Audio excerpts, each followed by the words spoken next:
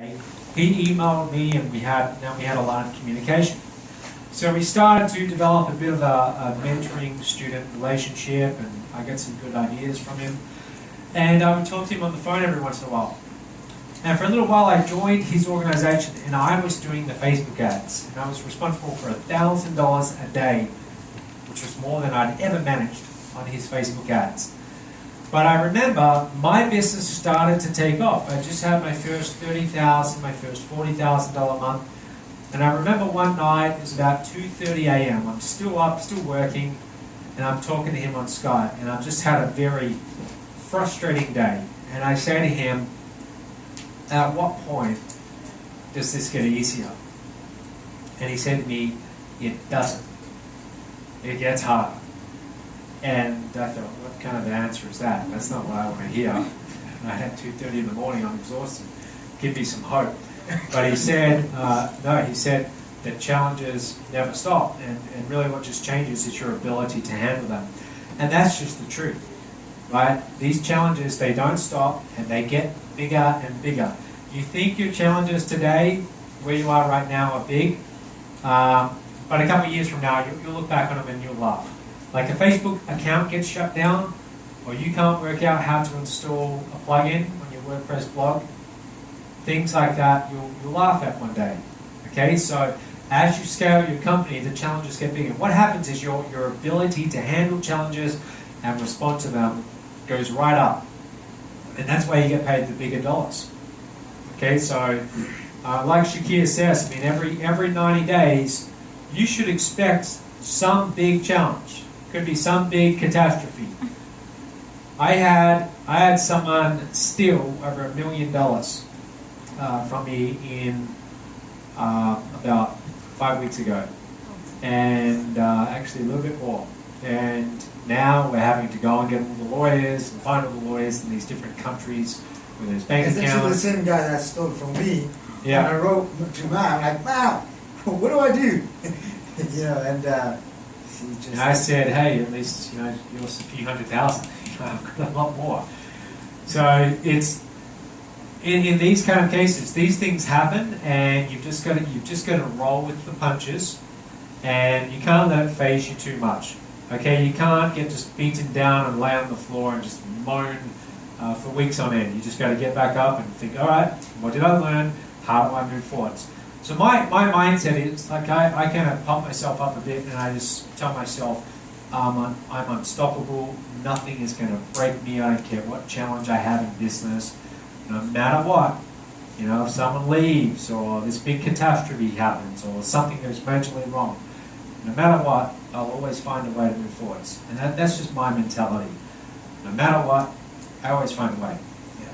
That's and if you see, I remember we were with Dan Pena, and he was talking about, you know, people that are very, very successful, like super successful people. And Mike Jordan was one of the first people that told me this, and he said, we always have very positive self-talk. Okay, there's a great book called Psycho-Cybernetics. Okay, it's by a guy called Dr. Maxwell Schultz. Maxwell, yeah. Maxwell Schultz. Maxwell Maltz. Maxwell, something like that. Boring ass book, but go and get it. Psycho-Cybernetics, Dan Kennedy and Dr. Maxwell Maltz. And he talked about this case study of this person, of this like lady, she wasn't happy with her face. So what she did was she went and got plastic surgery from Dr. Maxwell Maltz. That's what happened. He was one of the top plastic surgeons in the world. And he basically go and fixed her face up, she looked really, really pretty. And then she would go to the mirror, but she would see her old self, even if she had a whole new face, because she had all this talk, this self-talk, that even if she had a new face, it didn't work. And I remember reading that when I was young, and I was, you know, really, really overweight. I didn't have a lot of confidence, but I would tell myself, I would have this very high positive self-talk. It's almost like every day I'd wake up and I would manufacture this optimism. And one day, someone from my family said, you know what? You are a very deluded young man. And I thought, wow. And as I studied basically they have found, you know, I read a lot, so they have found that people who are very successful are very delusional. Like, we think so much, like something bad happens, we're like, don't worry, we're gonna take over the world, right? And your ability, I learned this from Dr. Dennis Waitley, your ability to manufacture your own optimism will drive so much. Like, I meet people and they're like, you know, I've had this happen, and it's like a 10-year-old story, right? But they're stuck, and you've probably met people like that. Sometimes you meet a girl or a guy, and they'll say, yeah, you know, 5 years ago, this lady broke my heart, and I've never had go into another long-term relationship or whatever. So manufacturing your own optimism is really good to know. That's your self-talk. Do you do this on a day-to-day basis, or is it something that you just, when you feel down? I tell you, I look in the mirror every day and I have to do it. I do it. It's just like how I brush my teeth. As soon as I look in the mirror, it don't matter how I look, I will tell myself, Shaq, you're awesome, you're going to take over, whatever. All these things, I would just tell myself. And sometimes when I'm like down, I just say weird things as well. You know, I love you, Shaq. All the love I need is already within me. I don't need or care about anyone's love or their approval. It's just me.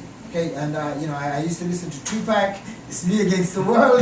You know, so I say that. I honestly say that. It's like I have God, and it's me against the world, and that's it. And you know, that's how I have my brothers that work with me and for me. So I'd say, you know, I'd remind them, get back to work. It's us against the world. So I that's kind of my. You do what works for you. For me, that's what works. Okay, so yeah, you gotta just build it up from within. Yeah, I mean, I don't do that, like in the mirror. But I could try that. But I could try it. But as I've never really thought about what you just said about most successful people talk to themselves optimistically, and that's actually true. I mean, I can be negative in different areas, but when I think about my own internal voice, predominantly it is optimistic. And even when there's a major challenge, it will get me down for a bit. Like when I had that day for over $1 million, I was told here in this, back there in the house, I mean, in the morning, and I was furious for all day. But pretty quickly after that, I'm able to kind of make the switch and start trying to focus on, all right, how are we going to get this back? What are we going to do to move forwards? What am I going to learn from this? So, yeah, I think most of my own internal talk is optimistic. You've got to kind of coach yourself to do that. If you find that you have a little nagging voice saying, "Oh, this isn't working," you know, I'm spending money, it's not working. Maybe my husband or my wife, maybe they're right about this online business. Maybe my parents were right.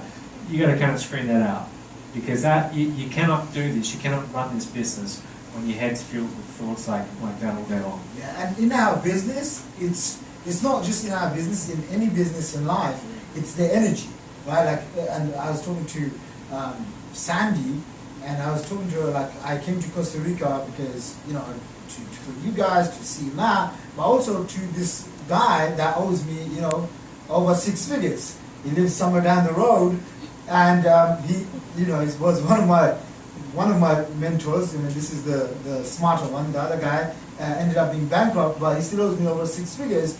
And I was so sure that I was going to get this money back. And then, you know, she just said to me, Shaq, honestly, you ain't going to get it. And I did not want to hear it from her. And she doesn't know me well enough to know that she should not tell me those things when I'm speaking, because it screws up my energy and my flow. Because, you know, then I'm looking at her and I'm remembering that incident versus being present with you guys. But inside, I said to myself, no, I have a responsibility. People flew in from all over the world. Lovely, secure. I came from Singapore. I got to come and perform. And one thing I always tell myself is the show is on.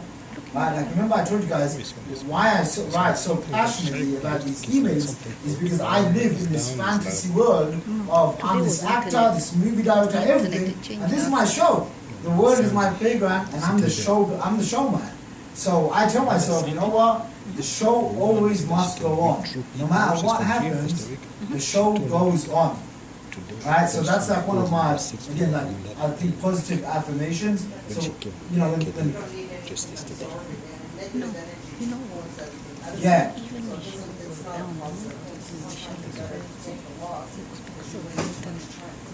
Yeah. So again, like when Sandy said that, I was not happy, knowing, hey, I'm not going to get my money back. But I said to myself, you know, Shaq, the show must go on. And I just got up and I just left that aside. And by the way, one of my earliest mentors, Vishnu Kiani, a guy that owns mindvalley.com. I always talk about him. I remember going to his event. There's two of these guys. They talk about this. And he said, the first thing he gets up on stage and he says is, every single successful person is just like a normal person, but the normal person holds on.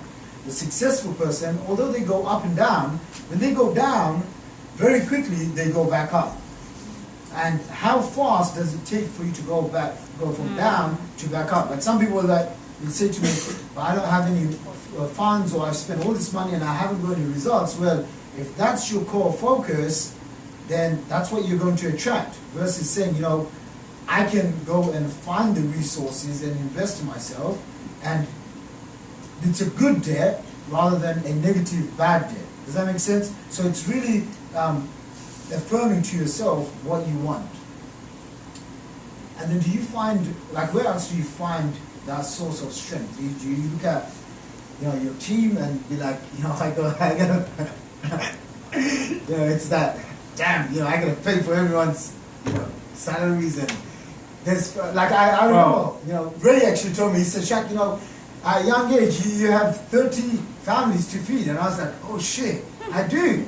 I never thought of it like that, but there's, you know, all these families and yeah. So you ever think like? I mean, I think about, like, I've got, like, this is $0. I've got this much of my fixed monthly overhead. So many hundreds of thousands of dollars every single month in salaries and software and all of this. No matter what, I'm paying that every single month. So my revenue might be like this. And my whole thing is, I want to just maximize these margins as much as possible. I need to keep pushing it up as high as I can and bank as much money as I can right now, because I always know every 90 days, you know, there's going to be some major catastrophe and it's going to require some cash. So I'm a saver, you know, I hoard my cash and I try and make as much as I can at all times, because I know there's something coming in the future. I'm going to need it. And in this case, you know, Shakir's talking about someone who generated over $200 million and is now bankrupt. Do you want to know why? Well, that's because they let this get out of control, and the revenue started to go under, and there you go. Okay, $200 million left with nothing. So that can happen really easily. It can. You might not think that it happens easily. You might think that's an unlimited amount of money, but it's much easier than you might imagine. So I focus, that's why I check my numbers often, every week, every Friday. Total asset value, what's been the change in the last 7 days. But every day we're looking at the numbers. And I want to maximize that difference, and I want to make sure we're having a record month. Every month should be better than the last month. This month right now is about 20% less than last month right now. We keep going at the same rate for the rest of September. We'll fall short 20% from last month, which doesn't make me feel very good. And that happens all the time. We'll get halfway through the month and I'm projected to fall short. But in the next 2 weeks, I can turn it around. I know I can, and I do it all the time.